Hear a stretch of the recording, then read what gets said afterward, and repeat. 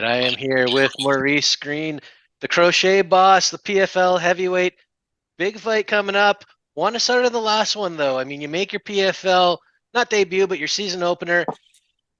You start off in a big way. You get the points, you get the finish of Marcelo Nunes. It's been about a month now. How do you feel about that performance? I'm past it. Thought it was great. I go back, watch the footage, pull my opportunities from it. Really, I look at what I've done well, and look to work to build that. But look at the opportunities, fix those holes in the game, and just continue to stay sharp and keep my foot on the gas. Is that kind of a byproduct of the season format where you can't revel in the victories too much because you got another fight coming so soon? Yeah, man, I plan on winning this tournament, and I'll say that proudly. I'm probably the only person that believes that besides the people that are in my corner, and that's okay. But it's great that you win. Like when I go out here and beat Andre, it's gonna be great that I beat last year's champ. But guess what? I'm still not the champ. You know what I mean? At the end of the day, you're still not the champ. You still got to go out. You got two more fights. You're only halfway there, right? Enjoy it for 24 hours. You get back home, see what's hurt, and see how much training you can do and what you can do within your limits to prepare for the next one. Because the next one, they're probably going to be in August or September. Probably September, I'm assuming. I don't know.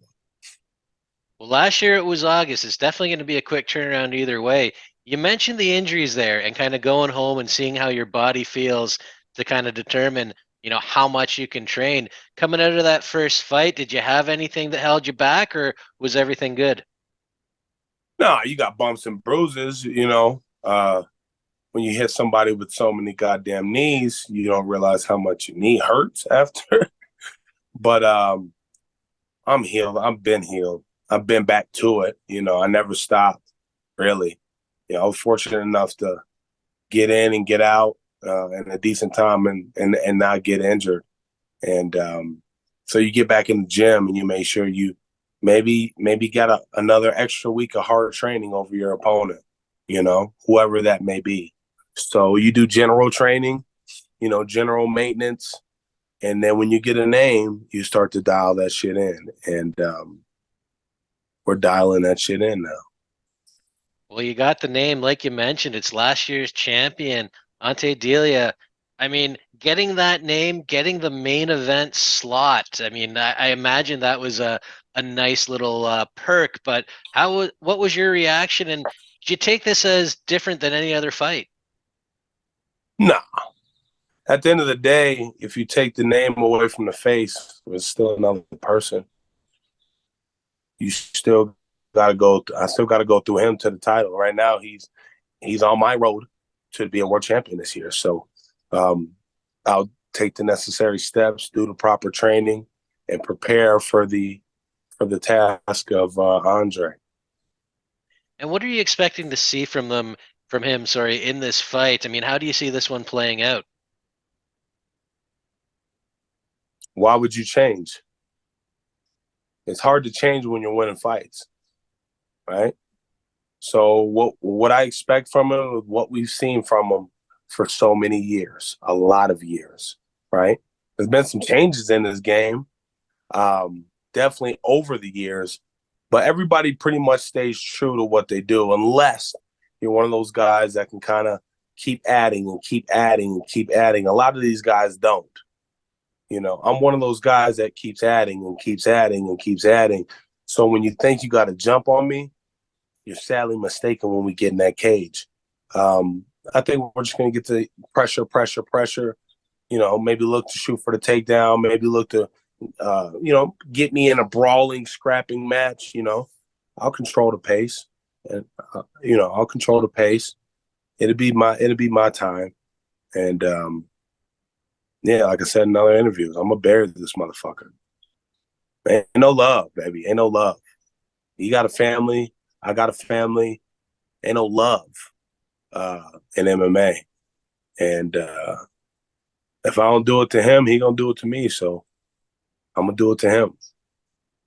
Well, there is definitely a lot on the line, especially when you talk about the PFL season. You also mentioned being a fighter who has added to your game. And I mean, you started when you went into the Ultimate Fighter, I think you had under 10 fights, you were maybe 5-1, 5-2. I can't recall the exact record, but you were still very young in your fighting career. And realistically, as a heavyweight, you're still very young, period. But I mean, do you feel looking back that it was better to learn on the job that way, or would you have liked to have gotten some more seasoning before hitting that spotlight? Well, ultimately, look where I ended up at, right? I ended up in the PFL. I'm in a tournament this year with a possible huge opportunity after winning the tournament, right? I'm assuming that the uh, the winner's going to fight Francis, and I want that one too. So I have a job to do, is to win this tournament. I think as far as learning on the job, there's no better way than on the job training, and I learned some hard lessons on the job, and what I thought was going to be glorious was not, and I had to adapt, and I had to keep my foot on the gas. And a lot of guys get broken in these times, and they don't end up coming back. You know, I've been in this game 14 years now. I look at it; it's kind of crazy to think that I was just a fat boy and never fought his whole life, and at 25 decided to take a fight in 30 days, and here we are 14 years later as a whole job. So I'm forever grateful for that. But um, I wouldn't have had it any other way. When you talk about kind of the rough patches, the difficulties, taking a fight on 30 days to start, what kept you in the game for those 14 years? What's kept you going? You get to a certain point, it's like my dad was in the military. He's retired Navy, and he was a CB. And I asked my dad, "Yo, what kept you in the military?" And my pops was like, "Shit, I was already halfway there." You know, you get to a certain point, man. Nobody sees the amount of work that gets put in outside. Nobody sees the early nights I go to sleep at 7:30, 8 o'clock, or the early mornings I wake up at 5 a.m. You know, um, nobody sees the grind day in and day out. The only people that see that is the people I'm grinding with, or the fucking swimming, the lifting, the practices, the biking, all the extra shit we do and how much we put into this. It's hard to just turn around and walk away when you haven't really earned nothing yet. Like I've done a lot. Don't get me wrong. Been a lot of great promotions. Fought a bunch of a bunch of guys with way more fights than me. And I had to learn on the job. Well, I'm done learning on the job, right? I'm learning in the training room. I'm doing my job on the job night. I'm not learning on the job. I'll make adjustments, but I'm not learning on the job no more. I think I've just matured as a fighter, and I have an idea of what my path is. And first and foremost is getting Andre out of there. You can't sneak back in the second fight of the regular season and think you're going to make the playoffs now. Not against me, Nick. Okay? Hey, Goltsov thought he was just going to finish me. That's what he really thought in his heart of hearts. And he had a hell of a fight on his hand. And I was out of shape. It was short notice. Imagine what giving me a full fight camp's going to look like against both of these motherfuckers. I'm just saying, I gave Goltsov the hardest fight of his career. I feel like in the PFL, a lot of easy PFL fights, including his last one, right? Andre, I'm preparing for you now. I'm sure he's going to be ready to try to do the same thing. We'll see. We'll see. I can guarantee you it's not going to be enough, though. It's not going to be enough. Well, definitely looking forward to this one. And you kind of mentioned it a little earlier. There seems like there is now more on the line than just the PFL championship and the $1 million, which is huge. It's not the kind of money you see a lot in MMA. But then there is Francis Ngannou signing up, and The apparently $2 million secured personal. 2 million. Yeah. What was your reaction just to him doing that? Because that's almost unheard of too.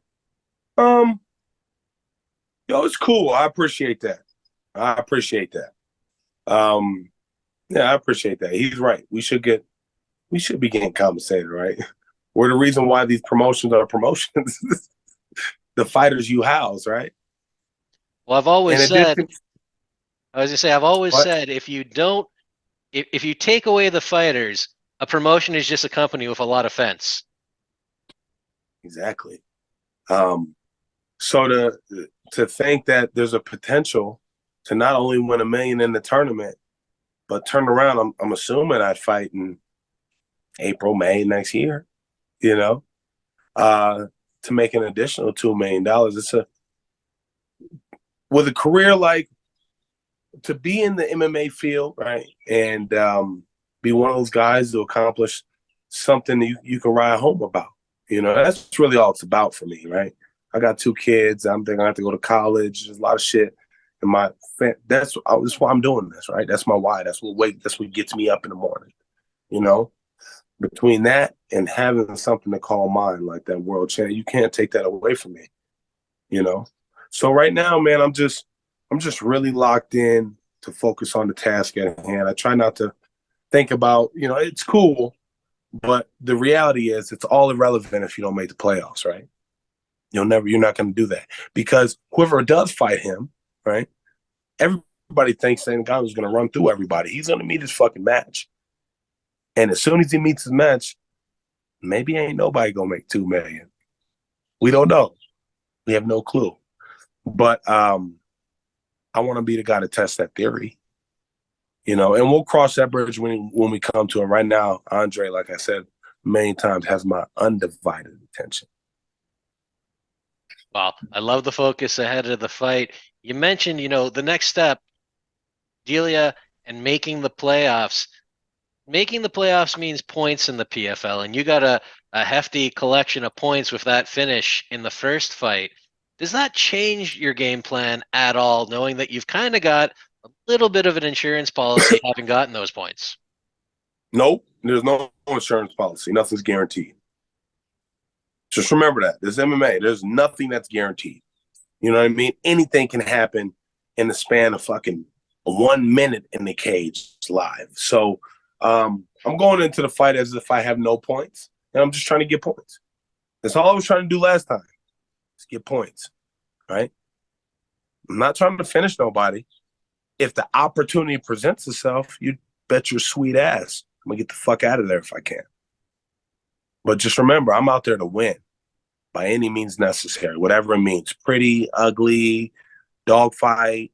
I'm not trying to get into a dogfight. I'm trying to just go win.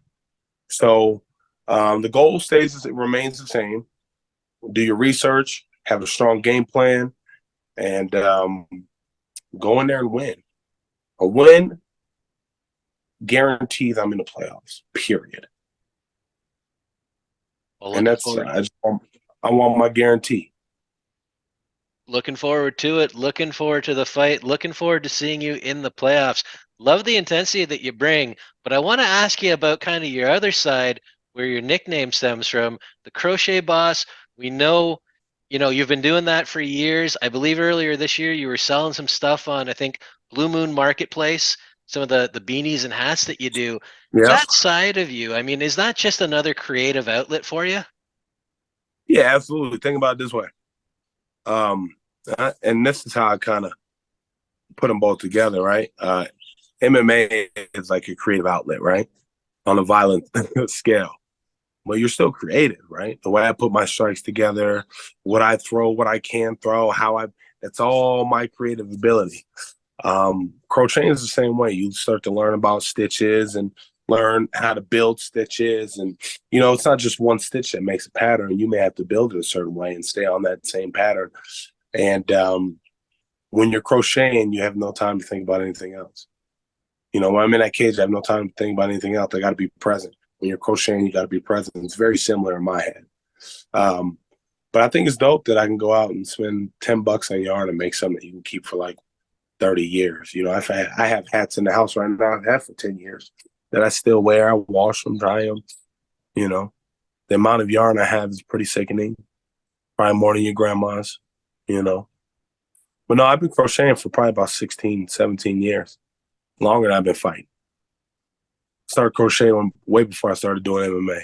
MMA just ended up where I just realized that, I could beat these guys. Well, That's it. think it's fantastic. And like you said, when it comes to fighting, it's martial arts. It is an art, and you're putting that on display. Absolutely love to see it. Maurice, I want to thank you again for the time today. Looking forward to the fight. PFL 5, June 16th, the main event. Best of luck in the fight. Best of luck in the season. Hey, thank you so much. Sorry I was tardy. Not a Thanks problem, for man. waiting on me. No Great interview. worries. You have yourself a wonderful day, brother. You too. Take it easy. Thank you.